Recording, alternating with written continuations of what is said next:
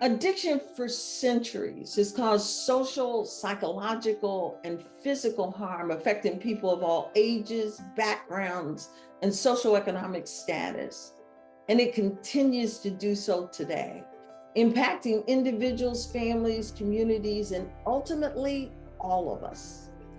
What if there's another way to look at this pervasive problem?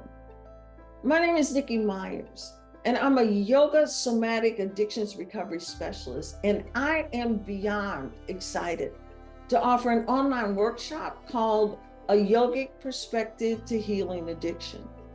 This workshop offers a unique lens that's grounded in neuroscience, trauma healing, and the art and science of yoga.